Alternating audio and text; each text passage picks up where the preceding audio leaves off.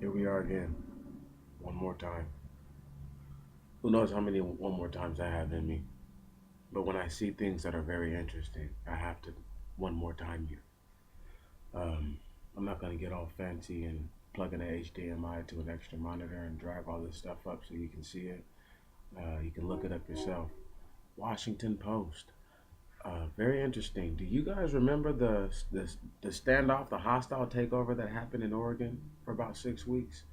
These guys just got granted their innocence. Granted, some of these dudes took uh, guilty charges of impeding federal officers, but six of these gentlemen, I want to say, were given nothing. They were no charges found on them. They're going to go to Nevada and a couple other states to face charges for facing off with other people.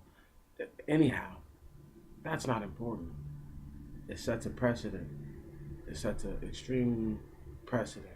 And it's funny because the person who wrote the article, they wrote down what I would have thought had I, just skimmed that and gleaned that, That sets the precedent that if you go somewhere, you know, civilians or not, federal installation or not, if you're justified behind what they did, the guise of what they're saying is that you'll probably walk away. Do you understand the implications of this? This could lead to something crazy.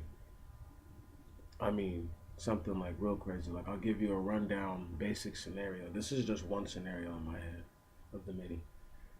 Um, guy, I don't know. Let's pick a Midwestern state, Milwaukee, Illinois, somewhere like that, Indiana, and one of the militias from those states go and take over. I don't know any kind of important conservation or major industrial complex, and they're justified.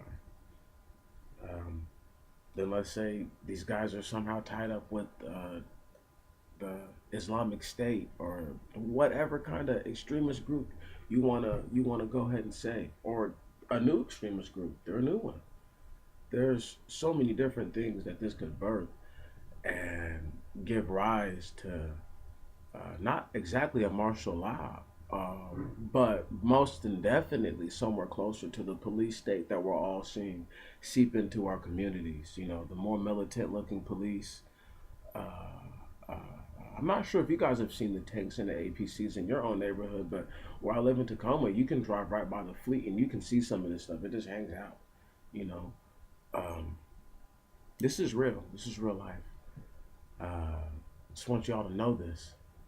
So if where you live at, if something crazy happens anytime soon, militia wise, or in tandem of thought of, how shall we say, what is it? What's the word I'm looking for, y'all? What's the word of? It's a group. It's a group effort. They're not terrorists. They're not exactly extremists. Um, Goodness, it just won't come to my mind right now. The anarchist. Ah, there we go. That one. See, that is an intangible X factor because a person could, as long as you can justify what you're doing under the guise of what they did, doesn't mean that you get away with it. It just means it's hard for them to convict you right then and there. Does that make sense? So now you have to, if you're the courts, there's a matter of sensitivity you have to go about this with because you allowed men who shot it out, you know, they shot it out, you know. So I don't understand that. You feel me? These are the lawyer was like, bro, look, bro, this is unbelievable. Their own lawyer told Seattle Times he thought it was unbelievable. It is unbelievable. First off, had those people had any hue to them, been darker than a peanut shell, they'd all been dead. That's number one. Number two, the fact that only some parts of your group took this guilty plea.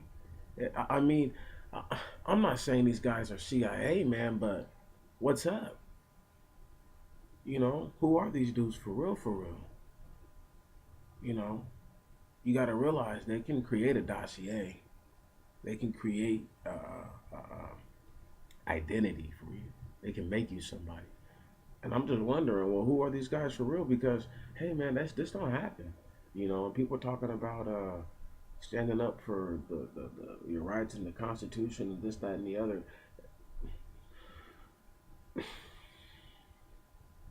I don't believe in all that nonsense. Now that I think about it, I don't have anything to fight for. I have nothing at stake.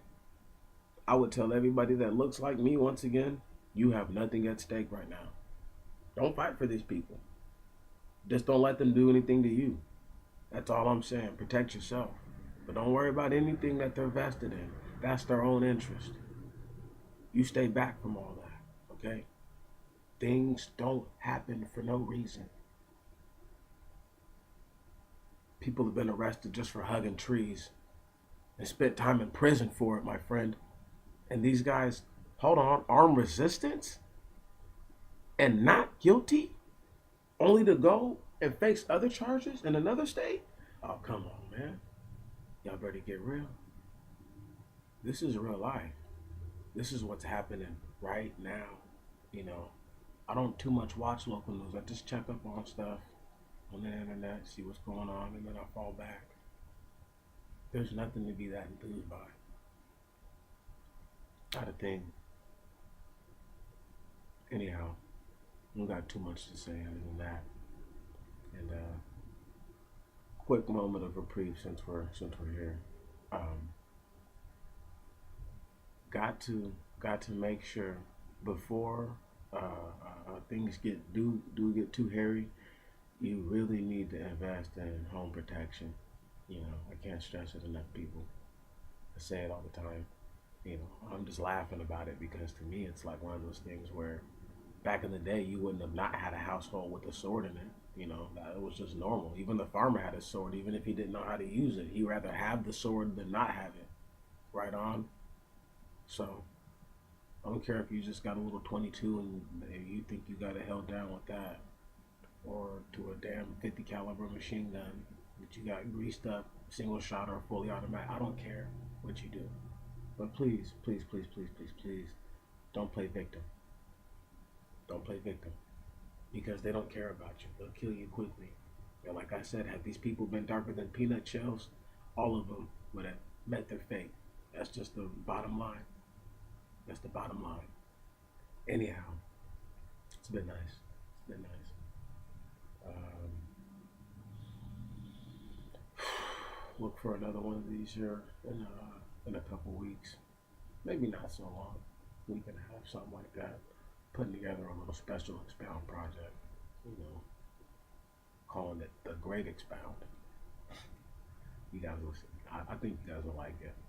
It's gonna be a